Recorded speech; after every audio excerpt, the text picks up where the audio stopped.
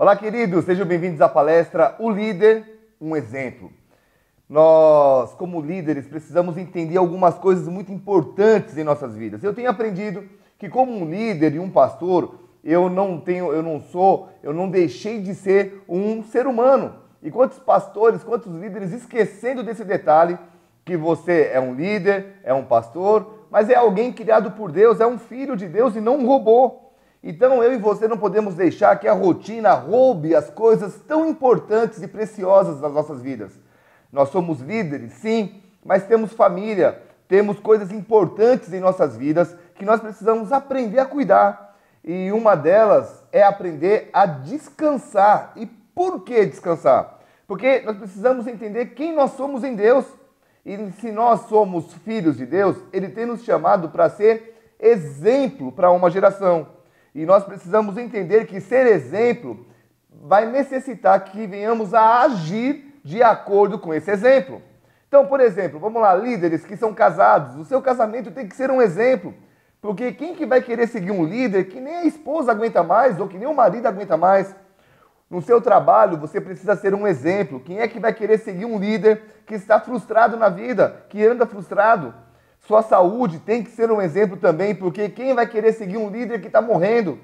O seu tempo com Deus também tem que ser um exemplo. Quem vai querer seguir um líder que não exala o perfume de Cristo? E o propósito dessas palestras é que nós venhamos a crescer juntos e a entender quem nós somos em Deus, como líderes e como um exemplo para a próxima geração. E, queridos, isso é tão sério, porque o nosso inimigo vai fazer de tudo para que nós não sejamos um exemplo. Ele vai fazer de tudo para que nós tenhamos pensamentos de derrota, pensamentos de raiva contra nossos irmãos, e ele vai fazer de tudo para nos fazer parar a nossa trajetória. Por quê? Porque ele sabe que se nós cumprirmos o nosso projeto e o propósito que Deus tem para nós, ele vai ter problemas para cumprir o propósito que ele tem contra nós. Nós vemos um exemplo bem sério disso, que é o exemplo de Pedro. Ele estava em uma reunião com Jesus e ele está ali compartilhando do seu futuro. De repente, Pedro diz assim: Jesus, eu nunca vou te abandonar. Aí Jesus olha para Pedro e diz: você vai me negar 3 vezes. E olha o que a Bíblia diz, Lucas 22, versículos 60 a 62. Mas Pedro insistia: homem, não compreendo o que dizes. E logo estando ele ainda a falar, cantou o galo. Então, voltando-se o Senhor, fixou os olhos em Pedro, e Pedro se lembrou da palavra do Senhor, como lhe dissera: hoje 3 vezes me negarás antes de cantar o galo. Então Pedro, saindo dali, chorou amargamente. Por que Pedro chorou amargamente? Porque dentro dele estava aquele sentimento de derrota, e o nosso inimigo estava potencializando dentro do coração de Pedro as seguintes frases: ei, você não conseguiu cumprir o que prometeu, você é um fracassado, você nunca será um apóstolo de Jesus, você já era. E quantas vezes o inimigo faz a mesma coisa comigo e com você e diz: você já fracassou, você não cumpriu o que prometeu, você não fez a metade do que as pessoas estavam esperando. E quantos estão dando mais ouvidos a essas acusações do que a própria voz do Mestre, a voz de Deus? E quantas vezes, quando nós damos ouvidos a essa voz, isso tem o poder de nos paralisar. Mas o que acontece com Pedro? Ele chorou, só que se levantou. Meu querido e minha querida, o problema aqui não é errar. O problema é não aprender com o erro. O problema é ficar prostrado achando que não há mais chances para a gente. Pedro, ele se levanta debaixo de uma autoridade dada pelo Espírito Santo e na primeira pregação dele, 3.000 pessoas se convertem. Por quê? Porque ali estava um homem que não havia se deixado levar pelas circunstâncias. E quando nós deixamos que as circunstâncias nos guiem, nós teremos dias bons e dias maus. Nós estaremos sempre à mercê do que vem acontecer nas nossas vidas. Mas quando nós nos entregamos a uma causa, a um propósito, nós teremos sempre bons dias. E em qualquer lugar, em qualquer situação. Por quê? Vamos lá? Guarde isso. Não estou falando que não haverá dias difíceis. Eu estou dizendo que o propósito nunca morre. Entendam algo? Líderes se entregam a uma causa ou eles se entregam a circunstâncias. É uma escolha, é uma opção. Mas é necessário a gente parar e avaliar alguns quesitos em nossas vidas. E esse é o objetivo dessa palestra. Porque uma liderança espiritual significa dar-se às outras pessoas.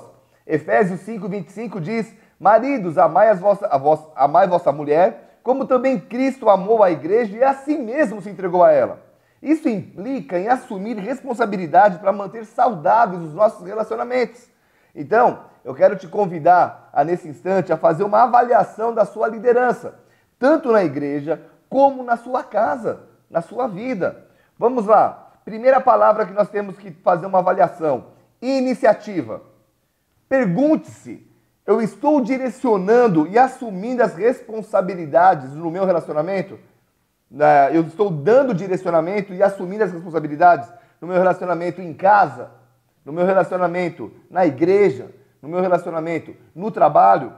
Você tem assumido as responsabilidades ou tem dado muitas respostas? Ou se tem dado, muitas vezes não tem dado respostas, mas tem procurado respostas.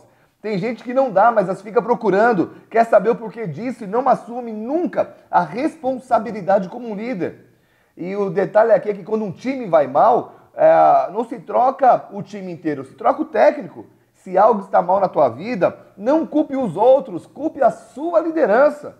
E mergulhe em Deus para que Ele te mostre o que mudar e como reverter essa situação. Outra coisa que precisamos avaliar é a nossa intimidade. Eu estou experimentando intimidade com Deus e com as outras pessoas através de conversas francas ou não? Você sabe que você nunca terá um filho com a sua esposa se você não tiver intimidade com ela. E com Deus funciona da mesma maneira. Nós nunca geraremos os seus sonhos como noiva de Jesus se nós não tivermos intimidade com Ele. E o que a intimidade produz? A intimidade com Deus produz inúmeras, inexplicáveis e insubstituíveis recompensas. A intimidade com Deus produz multiplicação. E toda vez que há intimidade, algo dentro de você é concebido. Sempre que há intimidade, algo que nunca existiu antes é concebido e produzido. Então, ali a unidade ela é criada. A intimidade ela também tem o poder de aumentar o poder pessoal. Deuteronômio 32, versículo 30 diz: como poderia um só perseguir 1000 e dois fazerem fugir 10.000, se a sua rocha lhes não vendera e se o Senhor não lhes entregara? Vamos a um outro texto. Eclesiastes 4, versículo 9 a 12. Melhor é serem dois do que um, porque tem melhor paga do seu trabalho. Porque se caírem, um levanta o companheiro. Ai, porém, do que estiver só, pois caindo não haverá quem o levante. Também se dois dormirem juntos, eles se aquentarão, mas um só como se aquentará? Se alguém quiser prevalecer contra um, os dois lhe resistirão, e o cordão de 3 dobras não se rebenta com facilidade. Ok? Vamos lá. Analise, iniciativa, intimidade e influência. Eu estou exercendo influência bíblica ao encorajar e ajudar os outros a crescerem espiritualmente? As pessoas, ao olharem para você, elas estão sendo encorajadas ou desmotivadas em ter uma vida com Jesus? Se nós somos líderes, somos um exemplo, somos a extensão de Deus aqui na terra, ok? Então, a sua influência tem sido positiva ou negativa? Eu não causo influência em ninguém. Não pense nisso, isso é bobagem. Por quê? Porque nós estamos sempre causando influências, positivas ou negativas. Como cristãos, Deus nos pede para ser influências positivas, ok? Outra, integridade. Eu tenho levado uma vida honesta, sem ter vergonha de quem eu sou, mesmo quando ninguém está vendo? Querido, você recebe daquilo que você pensa e daquilo que você sente em Deus. Então você sempre vai receber dos frutos dos teus pensamentos. E Deus, Ele honra algo chamado integridade. Eu vou te contar uma história que está escrita no livro A Recompensa da Honra, de John Bevere. Tá? Vale a pena você ler esse livro, mas eu quero te contar sobre ele. Eu vou até ler aqui porque é uma história bem legal. Um funcionário ele não foi promovido por causa da cor da sua pele. Ele já era executivo júnior de uma companhia de seguros. Todos da empresa sabiam que ele seria o próximo vice-presidente. E ele quis processar a empresa por causa disso, mas antes foi pedir um conselho para o pastor John, após ouvir uma mensagem dele. E ele resolveu então honrar o seu novo chefe e disse para ele no primeiro dia de serviço: eu quero te parabenizar pela sua promoção e quero que você saiba que eu serei o seu melhor funcionário. Bom, ele trabalhou com alto nível de excelência até receber uma ligação da empresa concorrente da dele. Ele não quis sair da empresa que ele trabalhava, mas ele aceitou ir almoçar com os diretores da outra empresa. E eles pediram para que ele conversasse com a sua esposa sobre quanto ele gostaria de ganhar para trocar de empresa. Como ele não queria sair da empresa que ele estava, ele colocou lá 3 vezes mais. Só lembre-se do seguinte, ele já era um executivo júnior, ele já tinha um bom salário. Uma semana depois, quando ele se reuniu de novo com esses diretores, antes que ele colocasse a proposta, os diretores colocaram a proposta que eles queriam pagar, e era 4 vezes mais. Ele não aceitou de primeira, foi falar com a esposa dele, e os dois tiveram um tempo de oração, E Deus lhes respondeu a ambos, aos dois, e disse o seguinte, falou assim para ele, filho, você colocou a sua causa nas minhas mãos, eu te vinguei, essa é a minha promoção, receba. Qual é a moral aqui da história? Vale a pena viver na prática da honra, vale a pena ser íntegro, ok? Vamos analisar uma outra coisa? Identidade. Eu me sinto seguro por estar unido a Cristo ou eu fico na defensiva? Eu levanto a bandeira de quem eu sou em Deus ou não? Se você não aceitar suas características, quem vai aceitar? Se você não aceitar sua identidade em Deus, quem irá aceitar, querido? Você não pode ficar vivendo na base da pressão, não pode ficar vivendo na base da cobrança, não pode ficar vivendo na base da comparação. Você é único, é exclusivo e aproveite e seja um instrumento único de Deus. Vamos lá, outra, características internas. Eu tenho manifestado os frutos do Espírito na minha vida, incluindo a disciplina. Fruto é resultado de sementes, e resultado de sementes plantadas. E quando as sementes crescem, elas vêm e dão frutos. E fruto representa o comportamento externo de algo, o comportamento visível. Quais são esses frutos? Quero ler rapidinho aqui. Gálatas 5, versículo 22 e 23. Mas o fruto do Espírito é amor, alegria, paz, longanimidade, benignidade, bondade, fidelidade, mansidão, domínio próprio. Contra essas coisas não há lei. Vamos lá, caminhando para o final aqui da palestra. Amor, o fruto do Espírito é amor. Minha liderança é movida pelo amor pelas pessoas ou isso se tornou um fardo? Ou a minha liderança se tornou uma profissão? Eu faço por dinheiro e não por paixão. Cuidado com isso. Alegria. O fruto do Espírito é amor, alegria. Eu demonstro uma alegria inabalável em todas as situações. Demonstrar alegria quando tudo vai bem não exige fé, exige ser simpático ou às vezes um mala. Mas demonstrar alegria no Espírito estando no meio de uma guerra demonstra maturidade espiritual. Pensa nisso. Paz. As pessoas percebem a minha paz interior e elas se encorajam nela. Eu tenho sido um exemplo em relação à paz, ou elas estão vendo um vulcão ambulante em erupção. Qualquer coisa, pum, explodo. Qual tem sido o seu exemplo, querido? Vamos lá, longanimidade. Eu tenho paciência de esperar pelos resultados enquanto ajudo pessoas a crescerem, ou eu estou buscando só as metas? Você não pode se esquecer que, antes de tudo, você é um filho de Deus. E é importante pôr metas para a gente não ficar para trás? Sim, claro, mas nós não podemos permitir que essas metas roubem o nosso tempo com o nosso Deus, ok? Benignidade. Será que eu tenho cuidado e compreensão com as pessoas que eu tenho encontrado na minha caminhada? Ou temos sido brutos com as pessoas que nós lideramos? Nós, líderes, precisamos entender o que significa pastorear pessoas e como é que o pastor age. E pastor, você sabe que tem um cajado. Primeiro ele pega aquela parte curva do cajado e traz para perto. Depois ele pega a parte reta e dá direção. Ele nunca bate. E por mais que ele seja duro, um pastor consegue demonstrar amor mesmo dando a maior bronca. E como líderes precisamos entender isso. Nós trabalhamos por pessoas. E esse é o exemplo que Jesus quer que a gente venha dar, ok? Bondade. Estou buscando o melhor para os outros e para onde eu exerço uma função, ou eu estou pensando só em motivos egoístas? O nosso papel é nos preocupar com o crescimento espiritual dos outros, sim. Do nosso também, claro, mas principalmente dos outros.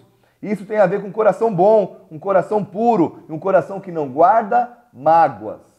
Ah, mas eu guardo muita mágoa. Querido, se nós temos que ser exemplo, nós não podemos ficar guardando mágoas, ok?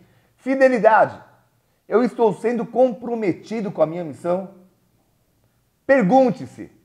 Meu ministério está produzindo discípulos, líderes maduros, integrados no contexto onde eu estou, ou estamos tendo objetivos independentes?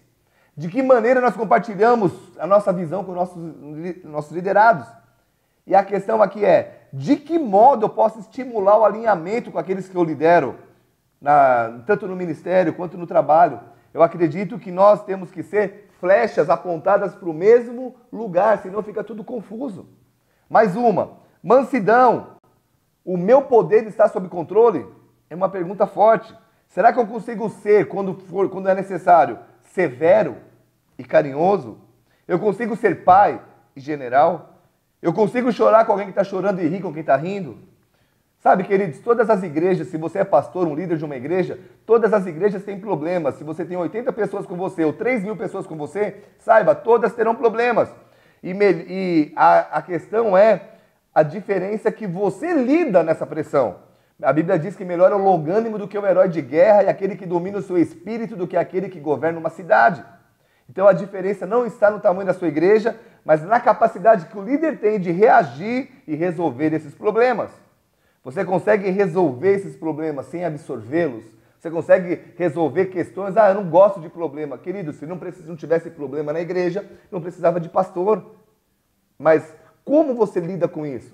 Mais uma, domínio próprio.